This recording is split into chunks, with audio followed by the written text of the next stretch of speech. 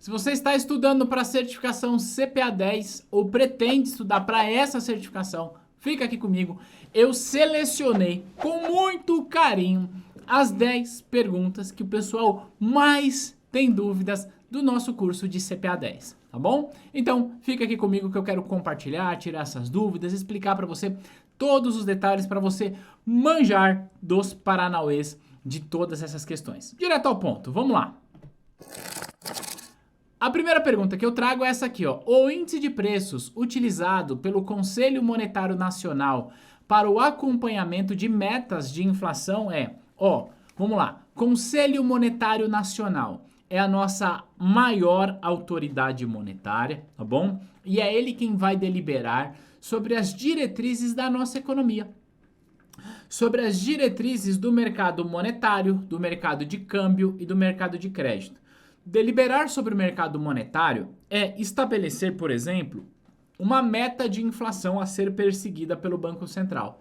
Como se ele dissesse assim: ei, Banco Central, até aqui, tá tudo bem a gente ter uma meta de inflação, a gente ter uma inflação. Então, você, Banco Central, vai exercer políticas monetárias e essas políticas monetárias têm o objetivo de fazer cumprir a meta da inflação. Então, por exemplo, quando o Banco Central sobe a Selic, como ele vem fazendo nos últimos meses, ele está subindo a Selic para tentar reduzir a inflação, para que a inflação esteja dentro da meta, tá bom? Então, essa é a dinâmica da meta de inflação versus política monetária. E aí, ele vai usar um índice oficial para isso. Qual que é o índice oficial? É o índice de preços ao consumidor amplo. Volta aqui. Aê! Índice de preços ao consumidor amplo é o IPCA. Mais uma informação, olha só. Quem calcula o IPCA? Anota aí. Quem calcula o IPCA é o IBGE, Instituto Brasileiro de Geografia e Estatística. É importante que você que está estudando anote as coisas que eu estou falando, porque tem muita informação aqui. Quem determina a meta de inflação? É o Conselho Monetário Nacional. Quem busca cumprir a inflação, cumprir a meta, é o Banco Central do Brasil.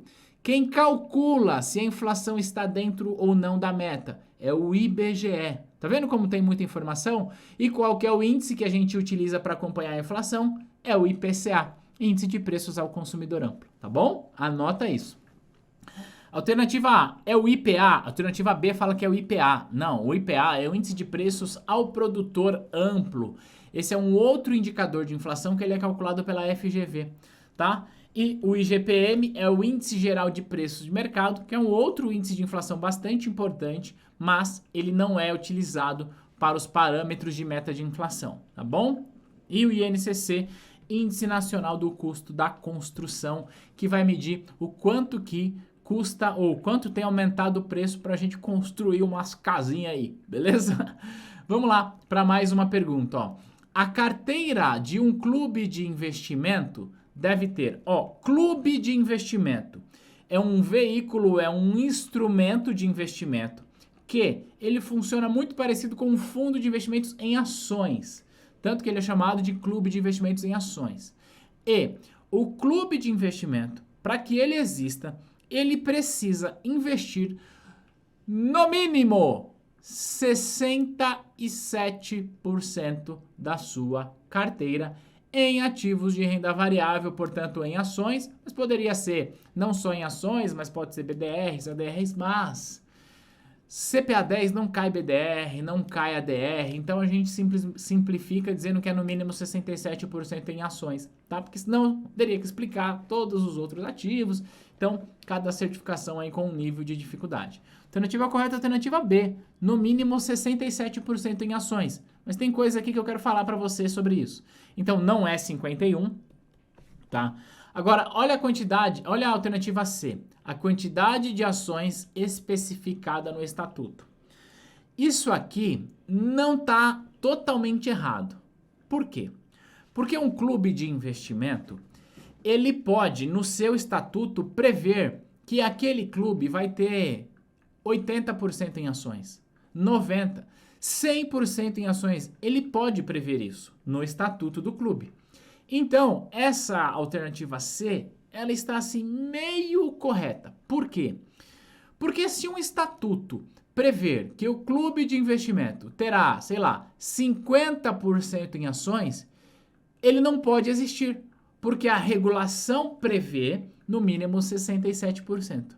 Então, a alternativa C, ela estaria correta se tivesse escrito assim, ó, a quantidade de ações especificadas no estatuto, desde que tenha no mínimo 67% do patrimônio em ações. Aí estaria correto. Então, ela está errada.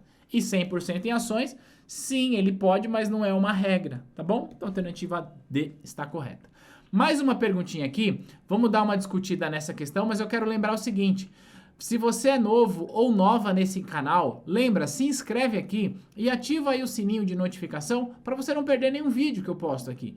Porque aqui eu ajudo você a ser um profissional, uma profissional mais completa de mercado financeiro. Porque o objetivo é ajudar você a passar na prova, mas para além disso, a gente tem vídeos de estudos de caso aqui no nosso canal que ajudam a aumentar o seu repertório de mercado financeiro, tá bom? Olha só, a alíquota de imposto de renda incidente sobre o ganho de capital no mercado de ações, essa questão, meu filho, minha filha, eu acho que essa questão talvez seja a questão que o pessoal mais erra dentro da nossa plataforma, mais erra. E olha só, por quê? Porque ele vai ser, é 15%, não é? Então, olha só, vamos ler o enunciado. A alíquota de imposto de renda incidente sobre o ganho de capital no mercado de ações. Que tipo de operação? Porque no mercado de ações, eu posso ter uma operação chamada de day trade. Peraí. Day trade. A operação de day trade tem alíquota de 20%. Agora, uma operação de swing trade, que é a operação com prazo maior do que um dia, tem a alíquota de 15%. E aí? Qual que é a resposta correta? Percebe? O enunciado não trouxe pra gente qual que é o tipo de operação. Então, se o enunciado não traz pra gente qual é o tipo de operação, fica ligado, fica ligada. Por quê? O enunciado tem de ser claro com as coisas. E ele está sendo claro, olha, lá no mercado de ações como é que funciona? Varia conforme o prazo de permanência, ponto final. Se eu liquido a operação no mesmo dia, é um day trade, portanto 20%. Se eu liquido no outro dia ou qualquer dia para frente, aí é 15%. Então, fica ligado com isso. Na prova, esse tipo de questão costuma vir, e aí, se a Anbima, a banca examinadora, quiser saber mais, ela vai trazer detalhes. Então, a alíquota incidente sobre ganho de capital no mercado de ações, exceto day trade. Aí, ó, tira o day trade da parada. Aí seria 15%. Ou alíquota incidente sobre ganho de capital no mercado de ações em operações de day trade. Aí é 20%.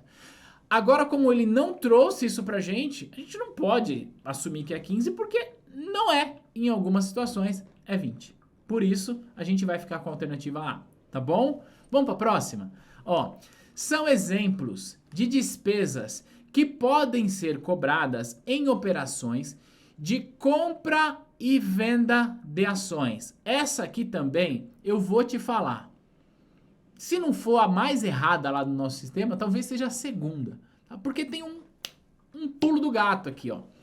São exemplos de despesas que podem ser cobrados em operação de compra e venda de ações, tá? Então, eu comprei, eu vou pagar, eu vendi, eu vou pagar. Alternativa, o item 1, corretagem, tá correto. Quando eu faço uma operação de compra, a corretora me cobra uma corretagem, tá? Eu pago corretagem na compra e pago corretagem na venda.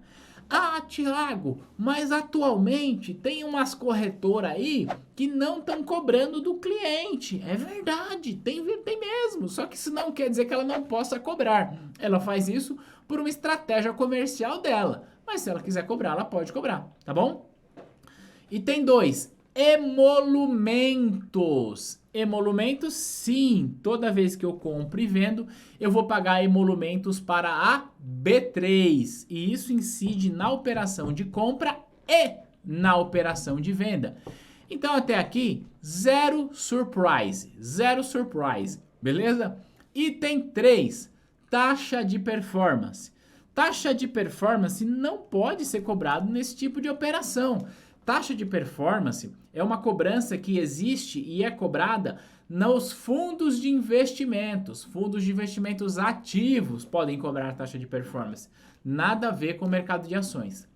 Mas aqui que vem o pulo do gato. Ó, antes da gente seguir, já quero te dar uma dica. A gente tem certeza absoluta que o item 3 está errado, certo? Vamos lá. Alternativa A, tem o item 3, então essa aqui está errado.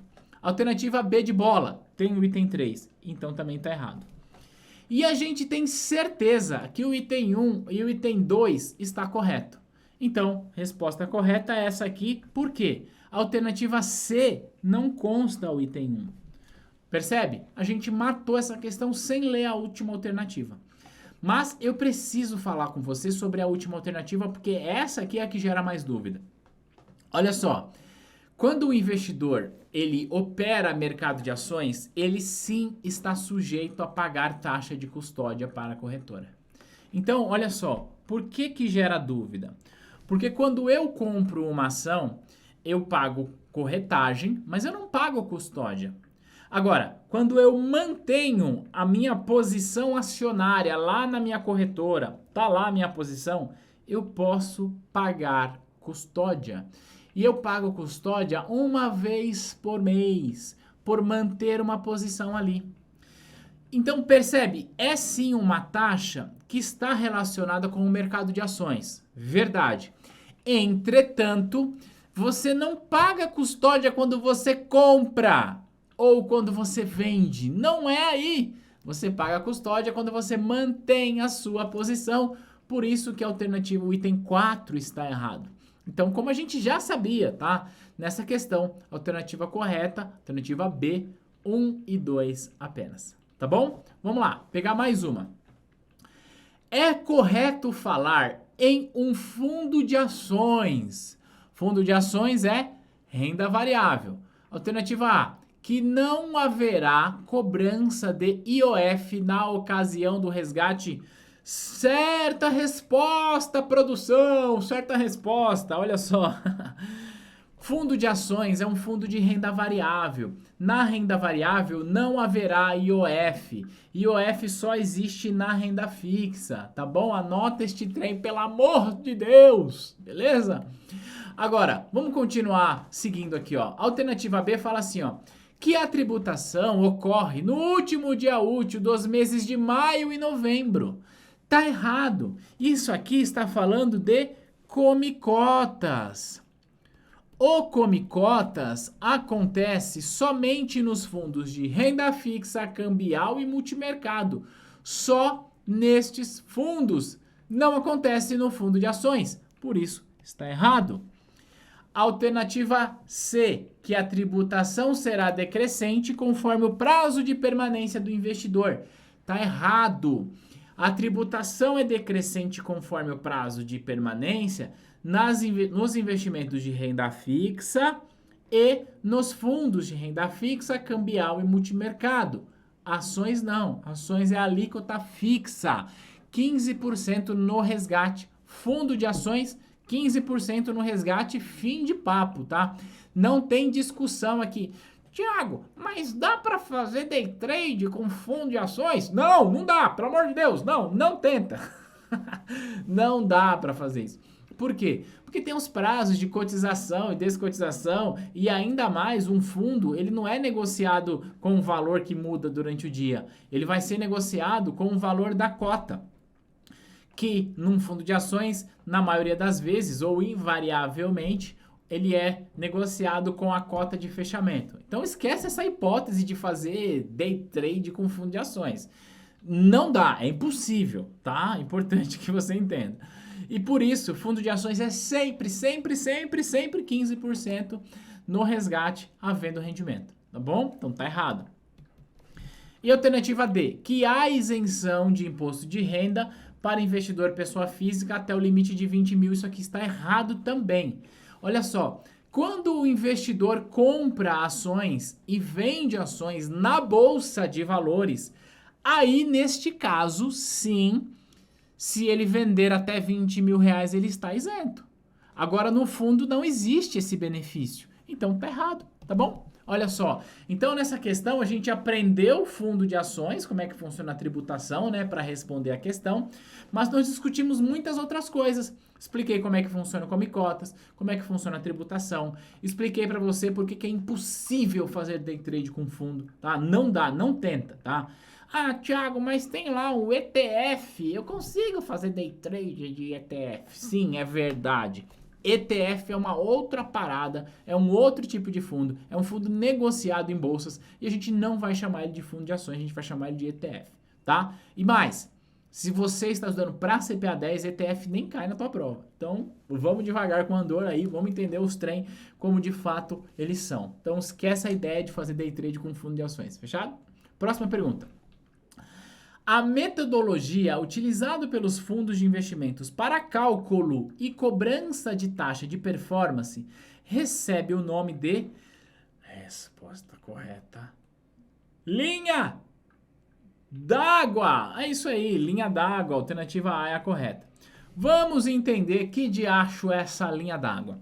Essa linha d'água, ela procura nivelar a valorização da cota com o seu histórico. Então, vamos dar alguns passos aqui. Um fundo pode cobrar taxa de performance quando ele exceder a variação do seu benchmark. Então, ele tem lá um benchmark que é o Ibovespa. E ele diz o seguinte, olha, eu, fundo, vou cobrar taxa de performance sempre que eu exceder o Ibovespa. E aí, vai lá, vou cobrar X% de taxa de performance. Exemplo, tá? Que é o mais comum de mercado. Só que o que acontece? O fundo ele vai tendo valorizações ali ao longo do tempo. Então vamos supor que na última vez que houve uma cobrança de taxa de performance, o valor da cota estava em R$100, tá? Aí o mercado começou a cair a partir daqui. Caiu, chegou a R$70, tá? O valor da cota. Aí, a partir daqui, vem uma nova alta, e o mercado foi lá e valorizou. Agora tá R$90 o valor da cota. Suponha que esse fundo, ele rendeu aqui, vou dar um exemplo, tá? 20% o fundo. E o Ibov rendeu 10%. Então, esse fundo dentro desse período aqui, ó, você concorda comigo que ele rendeu mais do que o Ibovespa? Concorda, né? E você concorda comigo, então, se ele rendeu mais do que o Ibovespa, ele pode cobrar a taxa de performance? Concorda, né? Pô, ele é um fundo com taxa de performance quando excede Ibovespa, então ele deveria cobrar, certo? Pois é, só que quando ele bateu R$100 lá atrás, ele criou uma linha d'água. E ela diz o seguinte, olha só, imagina uma piscina aqui, tá? A linha d'água. Então, os R$100 está aqui na superfície, né, lá em cima, e os 90 está abaixo. Então, enquanto o valor da cota não exceder a linha d'água, e cortou meu braço aqui, fiquei sem braço. Enquanto o valor da linha d'água, quando o valor da cota não exceder a linha d'água, ele não pode cobrar taxa de performance. Então, para que um fundo cobre taxa de performance, ele tem de estar acima da linha d'água, e a linha d'água refere-se ao valor da cota que estava quando ele fez a última cobrança. E aí, por falar em cobrança, existem duas formas de cobrar isso, né? Pela valorização diária de cada investidor ou com datas de corte, cada fundo vai ter uma regra. Mas o fato é esse, tá? Ele vai cobrar sobre o que exceder do benchmark. Entretanto, a cobrança só é permitida se o valor da cota estiver acima da linha d'água, que na prática quer dizer acima do último valor que estava quando ele cobrou. Tá bom? Então é importante olhar isso. Alternativa correta, alternativa A. A alternativa B fala de Chinese Wall. Chinese Wall é a muralha da China. Ele é um mecanismo que existe no mercado financeiro para dividir a gestão de uma instituição financeira entre a gestão de recursos próprios versus a gestão de recursos de terceiros e serve para evitar conflito de interesses, portanto não tem absolutamente nada a ver com taxa de performance. Come cotas a gente já sabe que é imposto de renda e marcação a mercado é a precificação das cotas em razão da valorização ou desvalorização dos ativos que compõem a carteira do fundo. Portanto, não faz sentido, né, a gente falar que eu vou usar a marcação a mercado para cobrar linha de performance, taxa de performance. Embora essa valorização e desvalorização que a gente vê aqui, a gente conhece essa valorização e desvalorização em razão da marcação a mercado. Mas a metodologia não é essa, tá? Para eu precificar a taxa de performance. Fechado? Então, alternativa correta A. Mais uma perguntinha aqui, ó. Um banco disponibiliza para seus clientes investimentos tanto em ações como em CDB pré-fixado de sua própria emissão. Os riscos incorridos nos investimentos são exclusivamente. Então, olha só, investimento em ações, para o senhor e a senhora que está estudando CPA 10, anote isso aí. Não, se você não anotar, eu não vou falar. Não falo. Pegou a caneta? Vai anotar? Beleza, olha só. Ó, investimento em ações não tem risco de crédito. Não existe, tá? Em ações. Por quê?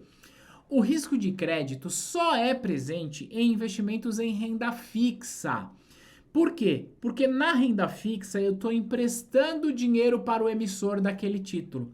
Na renda fixa eu estou dando um crédito para o emissor. Não, ações não, eu não estou emprestando dinheiro para a empresa. Por isso não tem risco de crédito, tá bom? Então olha só.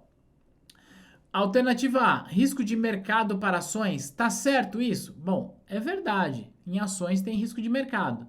Mas tem risco de liquidez também, né? Risco de liquidez é você não conseguir vender aquele ativo pelo preço que ele vale. Então a alternativa A está errada. Alternativa B, risco de mercado para ações? Bom, tá errado. Começa errado. Do mesmo jeito que tá errado a A, porque tá faltando liquidez. Vamos ler a C?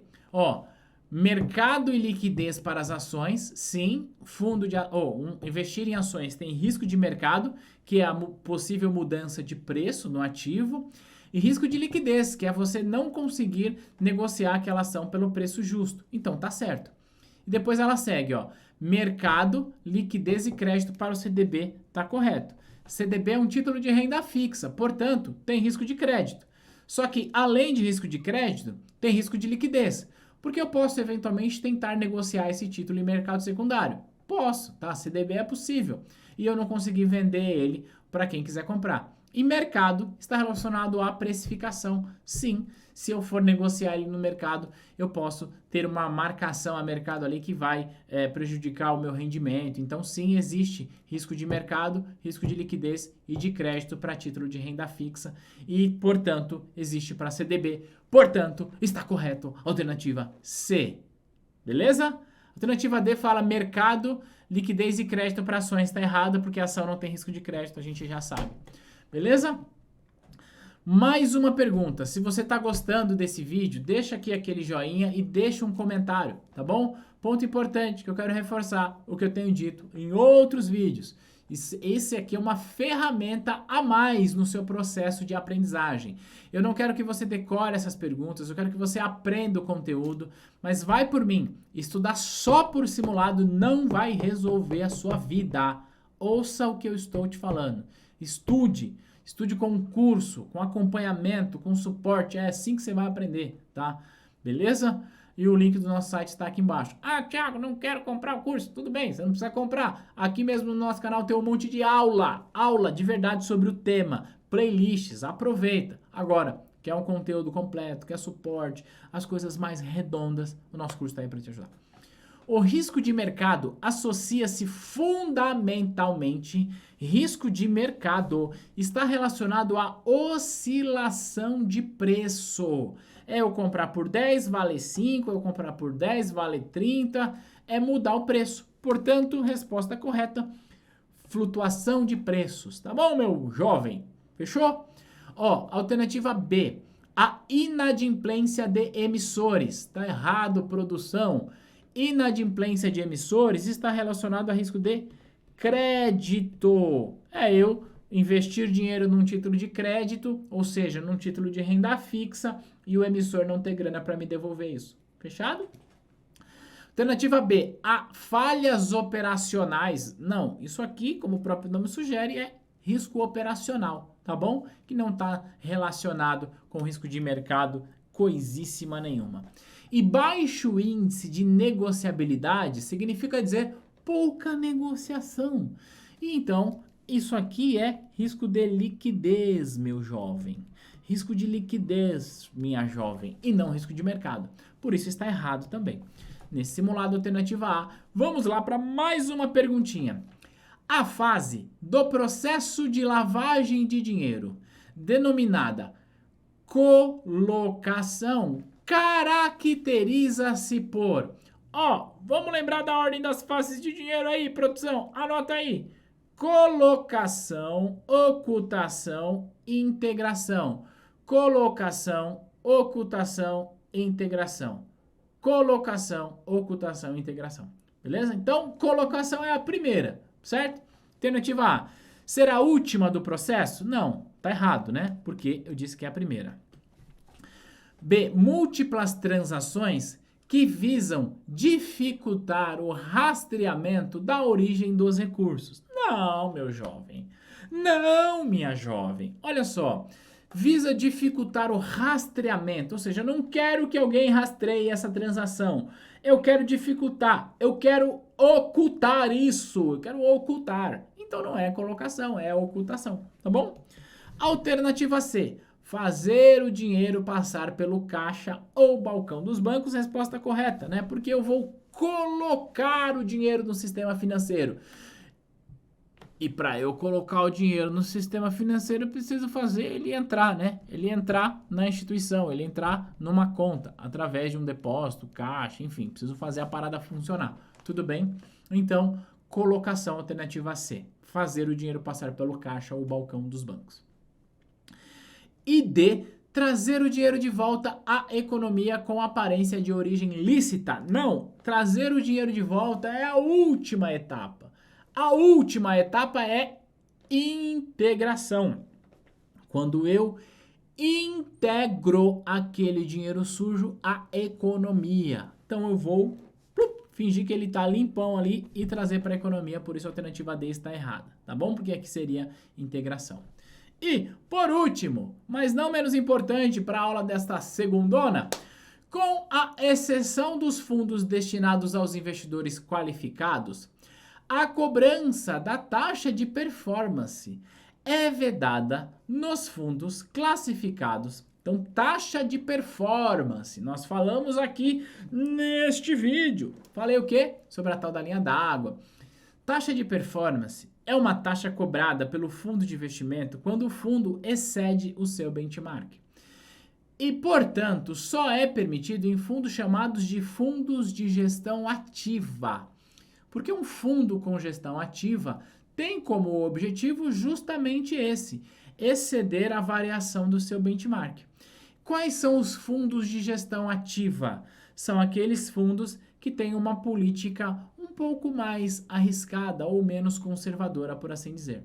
Significa dizer que, olha só, a taxa de performance é vedada nos fundos classificados como renda fixa a curto prazo, sim, porque ele é um fundo de curto prazo, e os fundos referenciados, resposta correta.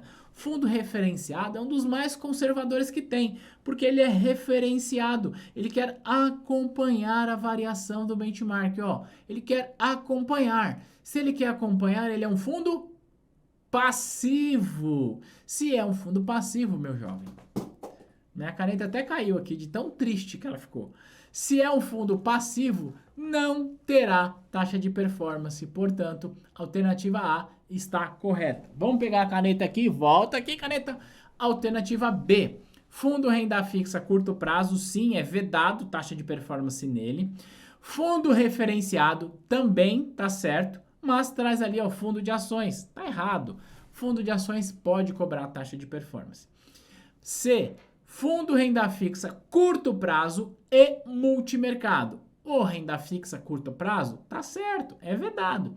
Mas o multimercado pode cobrar, por isso isso aqui tá errado.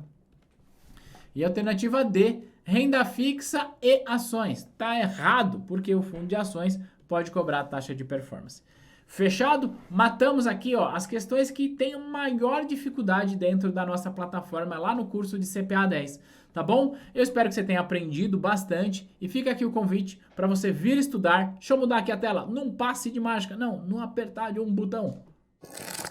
Aê, agora sim, tela cheia. Fica aqui o convite para você vir estudar com a gente. O link do nosso site com os nossos cursos, com mais de 90% de aprovação dos nossos alunos, está aqui na descrição. Clica no link, vem conhecer os cursos da T2 e eu quero ver você lá na nossa plataforma e em breve com a certificação na mão. A gente vai se ver no próximo material e na nossa plataforma. Tchau!